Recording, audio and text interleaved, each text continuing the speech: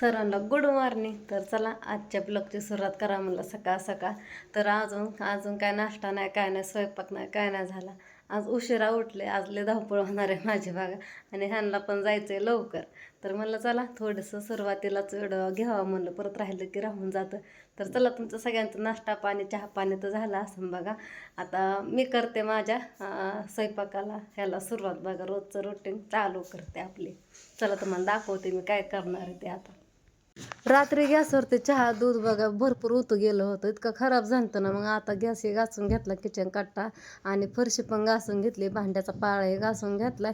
सगळं करपून गेलं होतं, सगळे भांडी काढले, शिगड्या काढल्या त्याच्या आणि घासून घेतलं बघा. एकदम तेलकट असं झालं आणि चिकट चिकट पण झालं. मग आधी आवरून घ्या म्हणलं. किचन वाटा स्वच्छ नसल्या मला तर स्वयंपाकच करू वाटत नाही. सगळं चांगलं असलं तर करू वाटतं बघा. सुकली सगळं घासून घेतलं, घरं झाडून घेतली आणि ही सोफा हे सगळं नीटनाटकं करून घेतलं. मुलांनी लय पसारा घातला होता, सगळं आवरून घेतलं, झटकोनी सगळं झाडून घेतलं बघा. हे रात्री उतू गेलं तर सगळं म्हणून सगळं स्वच्छ करून घेतलं. आता ठेवायला मी इकडं चहा दुकानला गेलते, थोडं सामान आणलं. दुर्गा मी गेलते आणि दुकानला आणि ओम घरीच होता बघा. इथं बघा हे कुरकुर कसं फोडून खातं. कृष्णा तरी बाहेर खेळतोय, हा आला कुरकुर फोडा भोगाच करायला लागला. कृष्णाला खाऊ दिला आणि तो बाहेरच गेला खेळत खेळत खायला. हा कालचा व्हिडिओ होता किचन स्वच्छ केलेला. आता बघा मला करायचं उपीट, म्हणून मी सगळं सामान घेतलं होतं, पण कशाचं काय सगळा राडाच होऊन बसला. बघते तर काय घराचं नाही. मग घेतलं पोहे भिजवायला, पोहे भिजवून घेतलं. इकडं कांदा मिरची टोमॅटो हे सगळं चिरून घेतलंय बघा आणि जिरे मोहरी टाकून घेतली, कांदा पण टाकलाय, कढीपत्ता टाकायचा राहिला. म्हणलं आता तुम्हाला दाखव, पण काय करता आता आडीनडीला सगळं सांभाळून घ्यावं लागतंय. गरा नव्हता मग पोह्याच्या तयारीला लागलं. फक्त जे उपीटाला सामान घेतलं होतं ना, म्हणजे उपमा करायला, तेच मी पोह्याला टाकून घेतलं सगळं. आणि इथं सगळं सामान मी तळून घ्यायला लागले. पहिल्यांदा मिरची टाकून घेतली, शेंगदाणे टाकून घेतल्या, तर कांदा जिरे मोहरी ही. आणि इथं बघा दुधाकडं माझं लक्षच गेलं नाही. गॅस फुल होता आणि इकडं सगळं दूध उतू गेले. उरकाच्या नादात उलट जास्तच वाढे उद्योग होऊन बसते. पोहे तयार झाल्यावर बघा करून कोथिंबीर वरनं चिरून टाकली आणि मिठी सगळं चवीनुसार टाकून घेतले. आता ठेवला चहा. पोहे खायचं म्हणलं की चहा पण मी करते बघा. छान लागतो पोहे आणि चहा संगत घ्यायला.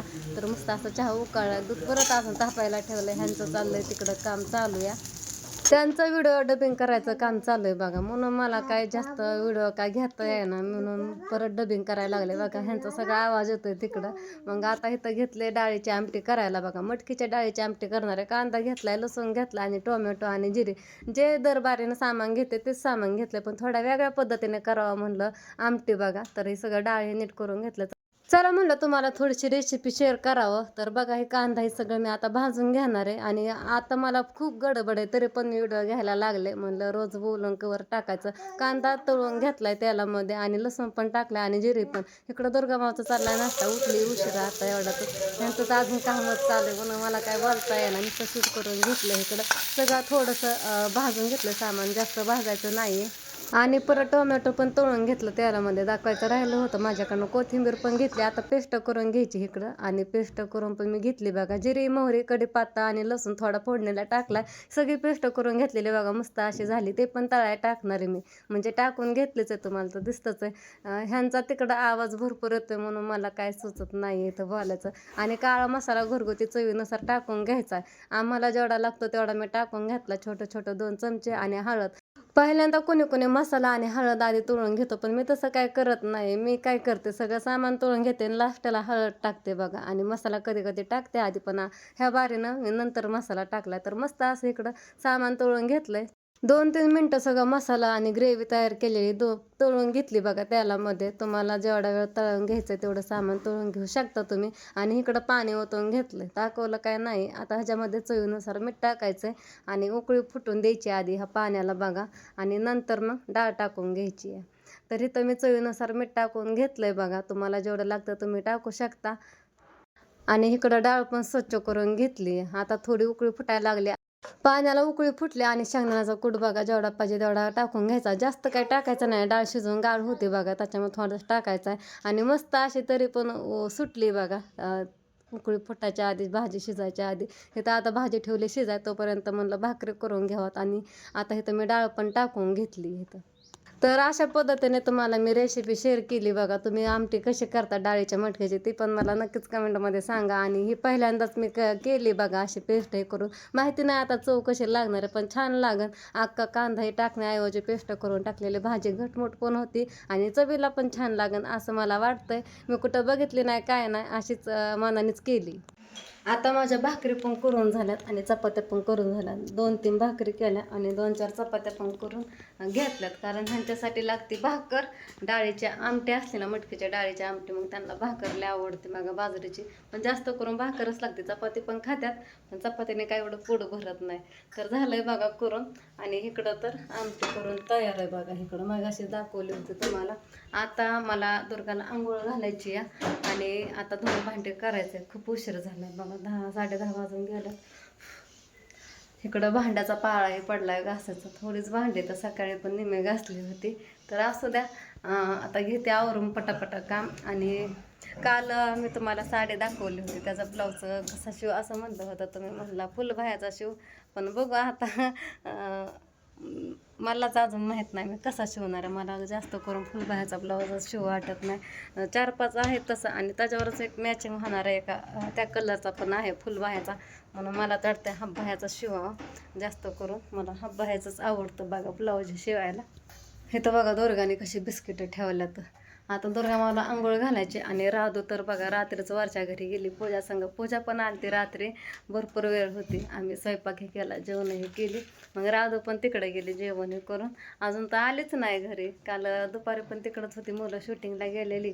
आणि रात्री पण तिकडंच गेली. तिला म्हणलं होतं नको जाऊ, दिवसभर होतेच की म्हणलं बाहेर फिरत होती. पण गेली त्याच्या काकी संग. आणि दुर्गा पण महागं लागली होती, तिला बळच नादी लावली. परत महागा लागला, परत त्याला नादी लावला.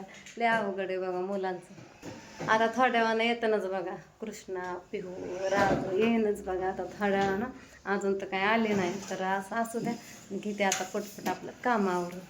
कधी कधी बघा देवपूजा मी सकाळ सकाळ करून घेते. कधी कधी उशीर होतो, 9 वाजतात, नाही तर 10 पण वाजतात कधी कधी उशिरा उठल्यामुळं. तर इकडं देवपूजा ही सगळी करून घेतली. तेवढंच घरामध्ये प्रसन्न पण वाटतं बघा. देवपूजा करून घेतला, दिवा लावला देवालाही, आणि थोडीशी रांगोळी पण काढून घेतली. त्याच्यावरती हळदी कुंकू टाकला. रात्री थोडं सामान आणलं तुम्हाला म्हणलं बघा. तर ह्यांनी मला म्हणले होते शेंगदाण्याच्या लाडू कर. त्याचं कारण पण सांगते आता. काय थोडं वेगळं खायला कर म्हणलं. अजून काय काय घरामध्ये खायला. उन्हाळ्यामुळं मुलं काय नुसतं भाजी भाकरी खायना झाल्यात बघा. काल दुर्गामावर रुसली होती खाऊ खाण्यासाठी. घरात खाऊ काय नव्हता खायला तिला. मग मी त्यांना सांगितलं दुर्गा रुसली. मग ते म्हणले लाडू हे कर. म्हणलं आता करून घ्यावा काम झाल्यानंतर, संध्याकाळी नाही तर दुपारनं 3-4 वाजता. तर आता काय करणं व्हायचं नाही. आता दुर्गा माऊला आंघोळ घालायची, खूप पसारा आवरायचा, घरातला राडा हे आवरायचं, धुणं भांडी पडलं. तर रात्री पण करायचे होते, रात्रीच करायला लागले होते. पण एक ताई आली त्या बघा, म्हणजे आमच्या गावाकडलंच बघा.